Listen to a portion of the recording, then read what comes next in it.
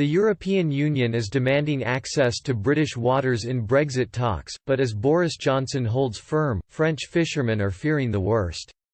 This was evident as some fishermen in France expressed dread at the prospect of losing access to UK fishing grounds, fearing that it could end their businesses.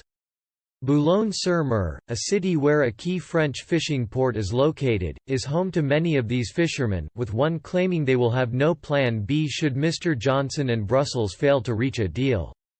One told the Financial Times in January, "Brexit is death.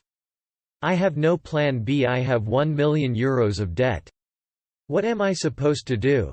Put a bullet in my head." Brexit trade talks between the UK and the EU have reached stalemate as Brussels chief negotiator Michel Barnier demands that other European nations keep their right to fish. Mr. Barnier's red lines, which have been backed by the EU 27, dictate that the UK cannot get a free trade agreement and access to European markets without ensuring EU access to British fishing grounds. Before the UK left the bloc on January 31, EU member states were allowed to dip into Britain's wealth of landing under the Common Fisheries Policy, angering many fishermen north of the English Channel.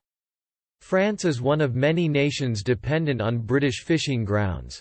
Between 2012 to 2016, for example, France caught 120,000 tons of fish worth £171 million, according to Marine Management Organization figures. Last month, France President Emmanuel Macron promised he would fight for his country's fishermen during Brexit. He said, "I want to tell our fishermen that I will fight for them.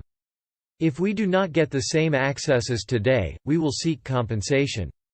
I will not let our fishermen pay for a British vote they could do nothing about." Brussels chief negotiator, Michel Barnier, has demanded that the conditions of the common fisheries policy be preserved. He said, "Let me remind you that most of the British processed fisheries products are traded, are exported, are sent to us, to the European market. So fisheries is part of a package as regards our trade relations, which are to be discussed, and that package is one you can't break up. There will be no ambiguity at all." Defiance is just as strong in the UK, however, as Elspeth MacDonald, chief executive of the Scottish Fishermen's Federation, said that permanent concessions to the EU would be a betrayal. She told the Financial Times, "By the end of this year, we should be going into negotiations as an independent coastal state, negotiating access and fishing opportunities on an annual basis." In January, Prime Minister Boris Johnson told European Commission President Ursula von der Leyen that Britain would insist on maintaining control of UK fishing waters. As the UK looks to secure independent control of its waters, the EU risk fury from fishermen south of the English Channel if they fail to reach a resolution.